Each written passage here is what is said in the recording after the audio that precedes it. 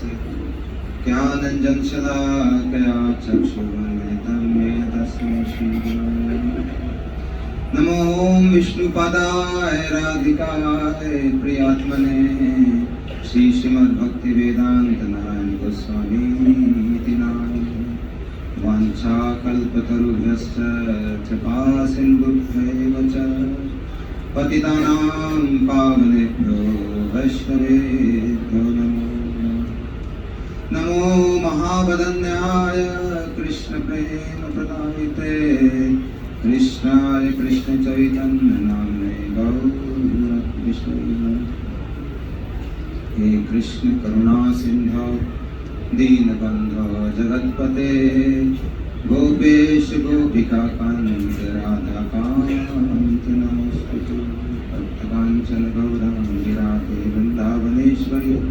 वृषभानुसुते देवी प्रणमामि वृन्दाय तुलसीदेव प्रियाय केशवस्य कृष्ण भक्ति प्रदे देवी सत्यवती श्री कृष्ण चैतन्य प्रभु नित्यानंद श्री अद्वैत गदाधर श्रीवासादि गौरभक्तवृंद हरे कृष्णा कृष्णा कृष्णा हरे हरे हरे राम राम राम हरे। सबसे पहले अपने गुरु पाद पद्म नित्य लीला प्रविष्णु विष्णु पाद श्लोक तथा श्रीमद् भक्ति वेदांत श्री नारायण गोस्वामी महाराज जी के अभय चरण कमलों में अनंत कोटि प्रणाम करता हूँ। उसके बाद हमारे समस्त गुरु परंपरा गुरु वर्गों के चरणों में मेरा नम्र प्रणाम और मंच पे आसीन दंडीपाद ग्रंथ हमारे पूज्यपाद भक्ति वेदांत शिवांति महाराज जी और पूज्यपाद भक्ति वेदांत नरसिंह महाराज जी पूज्यपाद संजय प्रभु रामचंद्र प्रभु सभी भक्तगण सभी के चरणों में नम्र प्रणाम। प्रभु जी ने अचानक से मेरे को शॉक दे दिया। मैं तो मौज में रिकॉर्डिंग कर रहा था और अचानक से उन्होंने कुछ बोलने को बोल दिया। तो भैया गुरु जी की महिमा का अपरंपार है, हम लोग देख रहे हैं। न उसका आदि है न अंत है, न और है न छोर है, न कहीं भी नजर नहीं आता। इनफाइनाइट, जितना उसमें डूबो डूबते ही चले जाओ, घुसते ही चले जाओ, वो खोजते ही चले जाओ, उसमें से रत्न निकलते ही जाएंगे निकलते जाएंगे निकलते जाएंगे और उसका आस्वादन करते जाओ करते जाओ करते जाओ, इसका कोई अंत नहीं। जो इसमें डूबा, जो इसमें खोया, जिसने इनको जाना वही ठाकुर जी तक पहुंच पाएगा। इसके अलावा और कोई रास्ता भी नहीं। अगर इसको छोड़ के हम कोई रास्ता ढूंढ रहे हैं तो अपना सिर फोड़ रहे हैं। यहाँ गुरु जी के चरणों में आके ही भगवान तक का रास्ता नजर आता है। गुरु जी के पास ही वो चाबी है जो शास्त्रों को खोल सकती है। 1000 शास्त्र पढ़ लो, 1000 श्लोक याद कर लो, 1000 लेक्चर दे लो, 1000 कुछ कर लो, लेकिन जब तक गुरु जी चाबी नहीं देंगे तब तक भैया सिर पीटने वाली बात है। वो शहद जो है वो बॉटल के अंदर ही रहेगा, उसके ऊपर मक्खियाँ बैठी रहेंगी, बाहर बाहर जीभ से चाटते रहो लेकिन धूल मिट्टी लगेगी जीभ में। वो शहद जीभ पे नहीं आ पाएगा। वो शहद तो तभी आएगा जब गुरुदेव उसका ढक्कन खोलेंगे। तो ढक्कन खोलने का काम गुरुदेव करेंगे और कोई नहीं कर सकता, ठाकुर जी भी नहीं। ठाकुर जी के चरणों में बैठ के 50 गिड़गिड़ा लो, चिल्ला लो, लेकिन जब तक गुरु जी प्रसन्न नहीं होंगे तब तक हमारी कहीं भी गति नहीं है। और हमारे तो ऐसे गुरु, जैसा कि अभी पूज्य महाराज श्री बता रहे थे, ये कोलद्वीप है, गिरिराज गोवर्धन की तलहटी में बैठे हैं।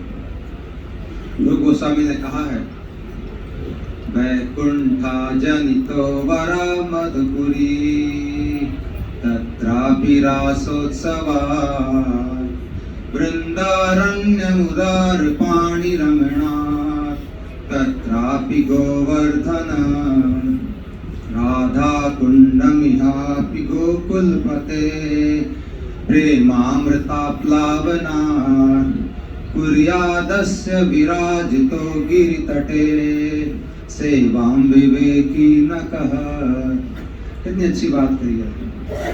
एक एक स्टेज बाय स्टेज रूप गोस्वामी बता रहे हैं और लास्ट में क्या कह रहे हैं, कैसे बैकुंठ से मथुरा अच्छी है क्योंकि ठाकुर जी का जन्म वहाँ पे हुआ, मथुरा से वृंदावन अच्छा है क्योंकि वहाँ पे रास उत्सव हुआ, वृंदावन से गिरिराज गोवर्धन अच्छा है और वहाँ पे राधा कुंड जहाँ पे कि प्रेमामृता प्लावनाथ, प्रेम जो है उसकी उसमें सब लोग बह रहे हैं, ऐसा राधा कुंड।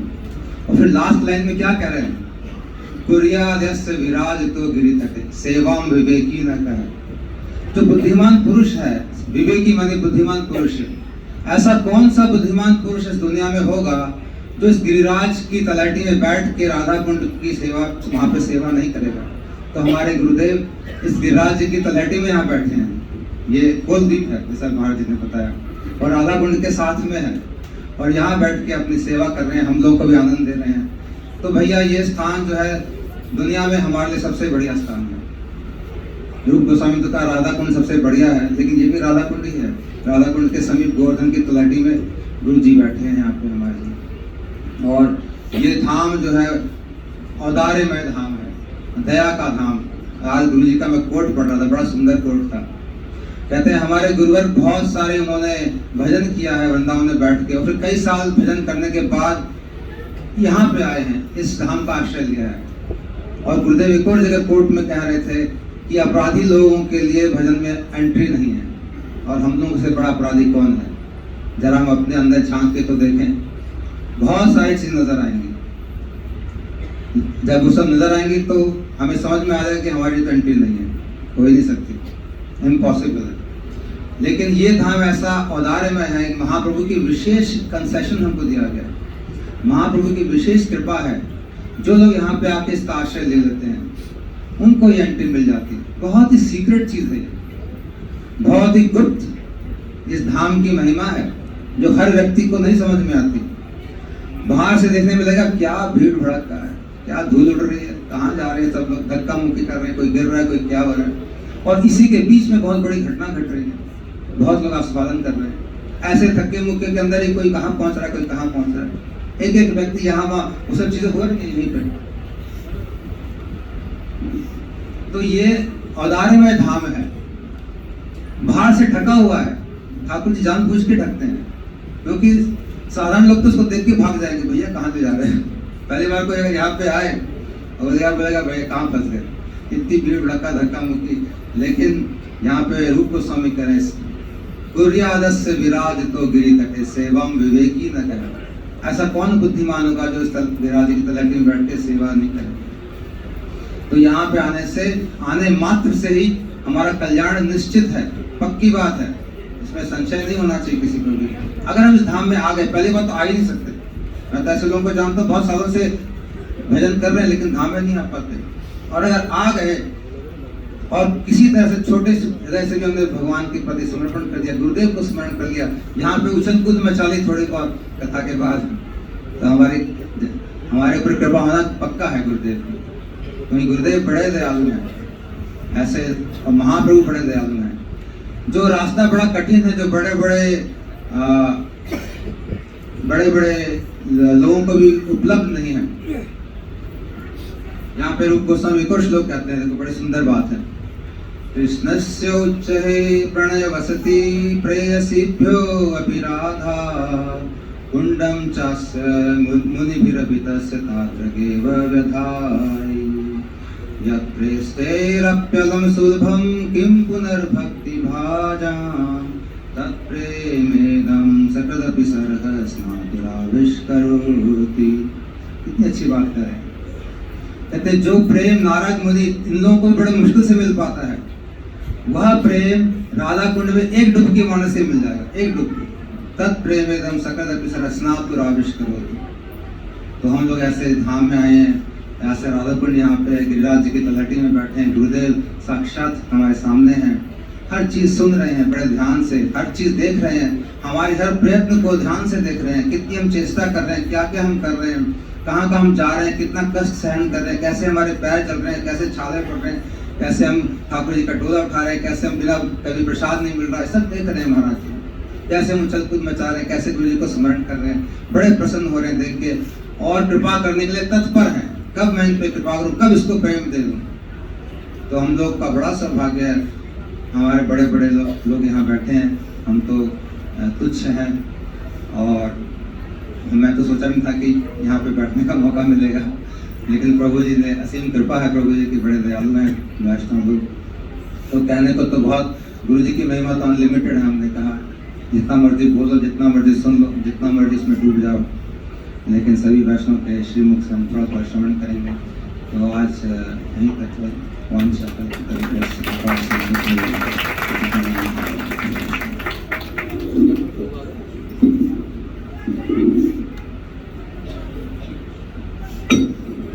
हरे कृष्णा। हम लोगों ने भी हमारे श्रीपाद अजय प्रभु जी से इस स्थान की महिमा और गुरु महाराज जी किस प्रकार से इस स्थान पर विराजमान है और वास्तव में हम लोगों के लिए यही सर्वोत्तम धाम, यही सर्वोत्तम तीर्थ स्थल है जहाँ गुरुपाद पद्म साक्षात रूप में विराजमान है। बहुत सुंदर रूप में प्रभु जी ने कुछ कुछ विचारों को श्रवण कराया। अभी हमारे बीच में हमारे गुरु भाई आए हैं, हमारे श्रीपाद सुंदर गोपाल गुरु। हम सभी लोग इनसे सुपरिचित हैं। देखो आयु में तो ये छोटे हैं, किंतु काम कर रहे हैं बहुत बड़े बड़े। जोर से इनके लिए ताली बजाओ। पहले तो अपने साथ में इतने सारे भक्तों को लेकर के आए, उसके पश्चात में यहाँ पर आप सब लोग जानते हैं ना, जितने हिंदी भाषी लोगों के लिए रसोई बन रही है, प्रसाद का परिवेशन हो रहा है, बाजार से सब सामान लेकर के आना है। गुरु महाराज जी की इस परिक्रमा में इनका कितना बड़ा योगदान है। देखो कितना बड़ा इनका योगदान है। आयु में छोटे हैं किंतु गुरु महाराज जी ने देखो कितना सुंदर सुंदर और कितना बड़ा बड़ा सबको सामर्थ्य देकर के रखा। अपने साथ में 10-12 वो रसोई बनाने वाले लोगों को लाए।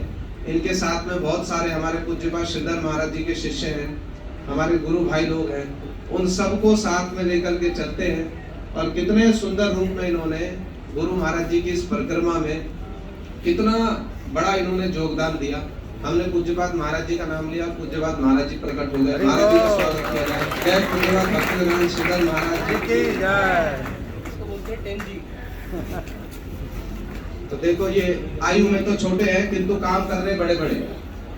हमारा हृदय से विश्वास है गुरु महाराज जी इनके इस परिश्रम को देख के, इनकी इस भावना को देख करके इनके ऊपर में निसंदेह इनके ऊपर में अमामाई कृपा करेंगे, ऐसा हमारा सुदृढ़ विश्वास है। जोर से एक बार हमारे सुंदर गोपाल प्रभु जी के लिए ताली बजाइए। और हम इनसे निवेदन करेंगे, इतनी बड़ी परिक्रमा जब चलती है ना, इतने सारे लोग हैं, उनकी व्यवस्था करना, सब कुछ करना कितना कठिन कार्य है ना, कितना कठिन कार्य। तो बहुत बड़ा दायित्व इन्होंने लिया है। इसी प्रकार से गुरु महाराज जी की इस परिक्रमा में देखो इतना परिश्रम होता था परिक्रमा के समय में, लेकिन जब लोग लौट करके आते थे ना, गुरु महाराज जी का मुख देखते थे, बस मुख देखते थे, कुछ शब्द भी नहीं कहते थे अपने मुख से, केवल गुरु महाराज जी का मुख देखते थे, सारा परिश्रम दूर हो जाता था, सारा परिश्रम। ब्रजमंडल परिक्रमा में प्रातः काल 5 बजे निकलते थे, संध्या के समय में 5-6 बजे लौट कर आएंगे। कभी कभी ऐसा होता था गुरु जी गोवर्धन में नाट्य मंदिर में बैठे होते थे व्यासासन पर, कुछ 10-20 लोग हैं क्योंकि बाकी सब तो परिक्रमा में गए, और गुरु जी एक प्रकार से अपेक्षा कर रहे होते थे सब भक्त लोग आएंगे। और इतने क्लांत होते थे भक्त लोग, सुबह प्रातः काल 5 बजे से निकले, संध्या को 5-6 बजे लौट कर आते। किंतु जब देखते थे ना गुरु जी बैठे व्यास आसन पर, सब भक्त लोग अपनी क्लांति, अपना परिश्रम भूल जाते थे, सब नाट्य मंदिर में आ जाते थे और गुरु जी थोड़ी सी कथा करते थे और सब इतना सुप्रसन्न हो जाते। तो देखो गुरु जी यहाँ साक्षात रूप में विराजमान है। इनका भी जो परिश्रम हो रहा है ना, बहुत परिश्रम हो रहा है। इतनी गर्मी है, रसोई बनाना, परिवेशन करना, इतने सारे भक्तों की व्यवस्था करना। तो हमारे गुरु जी के चरणों में ये प्रार्थना भी है, गुरु महाराज जी तो सब कुछ देख रहे हैं, इनके ऊपर निसंदेह गुरु जी कृपा करेंगे। अभी हम हमारे सुंदर गोपाल प्रभु जी से निवेदन करेंगे, वो हमको कुछ हरि कथा भी श्रवण कराएंगे। और इनके साथ में मिलकर के जो जो भक्त लोग सेवा करते हैं, बहुत प्रचार करते हैं। देखो अकेले गए जयपुर में, अकेले गए थे जयपुर में, और अकेले जाकर के अब इतनी भीड़ ले आते हैं जयपुर में, उनको संभालना कठिन हो जाता है। अकेले गए जयपुर में, कहाँ अकेले जाते हैं, और इतने सारे लोगों को न जाने कैसे गुरु महाराज जी की कृपा से न जाने कैसे लोगों को समझा करके इतना सुंदर प्रचार कर दिया। इतने युवा लोगों को लेकर के आगे प्रचार में, निसंदेह गुरु महाराज जी के ऊपर में कृपा है। गुरु जी बड़े इनसे प्रसन्न है। अभी हम इनसे निवेदन करेंगे, प्रभु हमको कुछ 10 मिनट 15 मिनट कुछ हरि कथा श्रवण करेंगे। आपके कारण ही भीड़ हो गई इतनी, तो संभालनी भी आपको पड़ेगी।